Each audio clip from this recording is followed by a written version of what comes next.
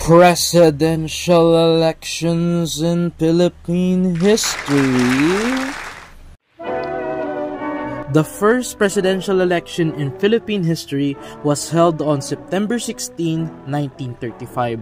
Wait, hold up! What about the election of Emilio Aguinaldo in 1897 at the Tejeros Convention? Well, while the Tejeros election was technically the first, it was an indirect election, meaning only select individuals voted.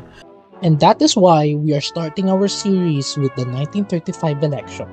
So, in 1935, the Philippines was under US colonial rule, but on the path of gaining independence, the Philippine government faced economic difficulties stemming from the Great Depression. The local economy was largely agricultural and depended heavily on the export of sugar, rice, and copra, but was vulnerable to price fluctuations in the international market. The Filipino population was growing, and there were concerns about how to provide for their needs, including education, healthcare, and infrastructure. Social inequalities was also prevalent, with the rural poor suffering from tenant farming systems and landlessness. Many Filipinos felt that they have been politically marginalized and economically exploited by foreign powers. The Tidings-McDuffie Act, passed in 1934, set the stage for the Philippines to become a commonwealth and eventually gain independence. But it required the establishment of a transitional government that would oversee the process for 10 years. This political and economic context made the 1935 election incredibly important, as it would determine who would lead the country during this transitional period. And with that, let's head to the first ever nationwide at-large election in the Philippines. So, who were running in this election?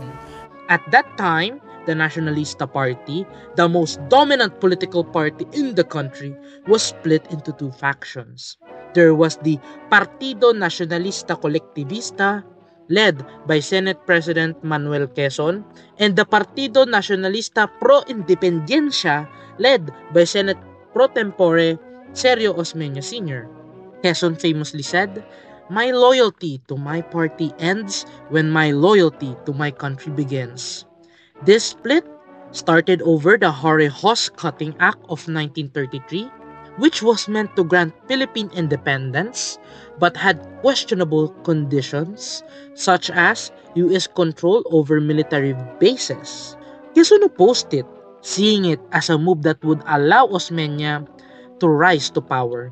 So Quezon rejected the act, went to the US himself, and pushed for a better deal, which is the Tidings-McDuffie Act, which was passed in March 1934. This power struggle between Quezon and Osmeña led to a fierce competition in the 1934 general election, but in the end, Quezon's faction held more power in the Senate, while Osmeña's faction controlled the House of Representatives. However, facing the upcoming 1935 elections, both sides realized they were stronger together and reunited. On June 15, 1935, the Nacionalista formally endorsed Quezon for president and Osmeña for vice president. But did that mean Quezon had no competition for the presidency? And the answer to that question is no.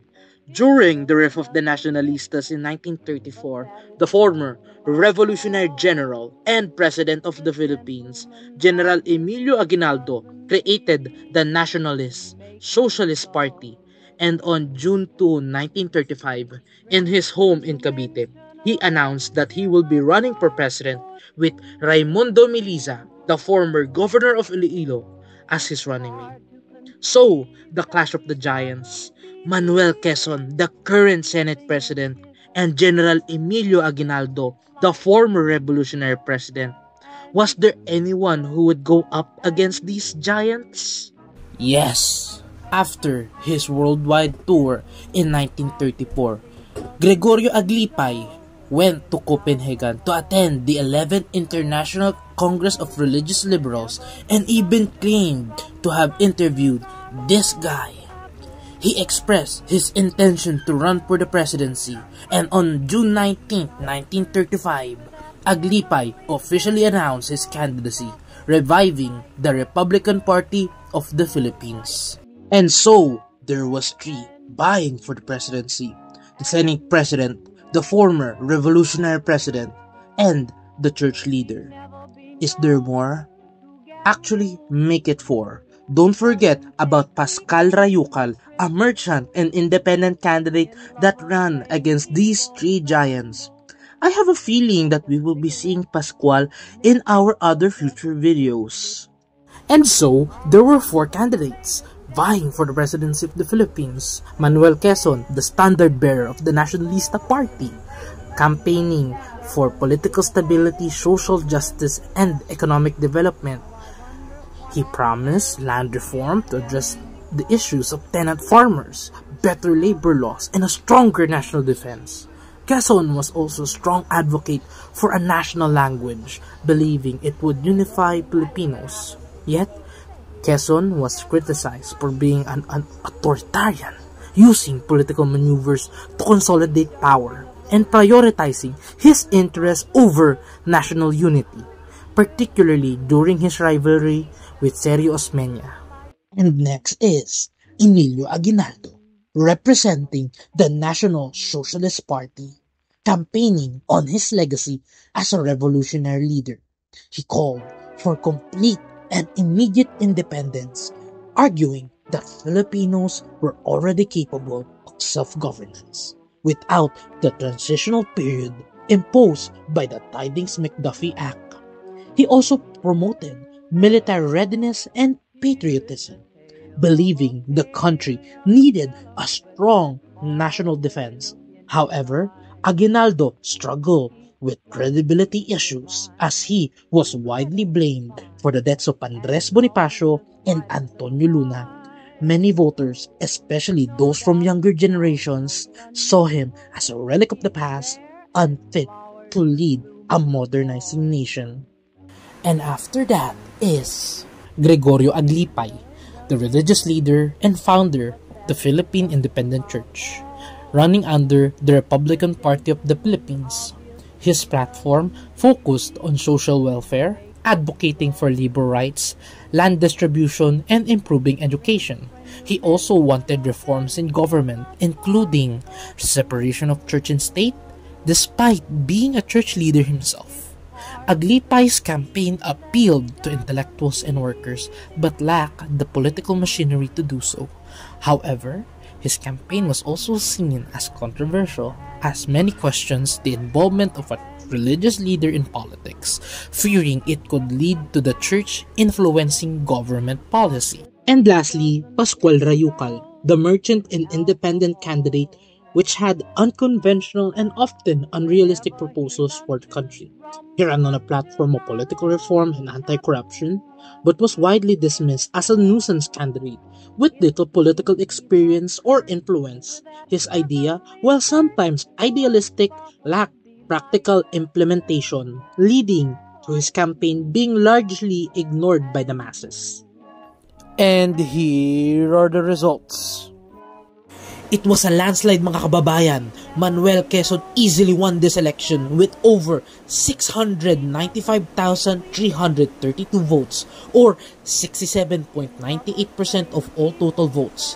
While for the vice presidency, Osmeña also won in a landslide with 812,352 votes or 86.91% of all total votes.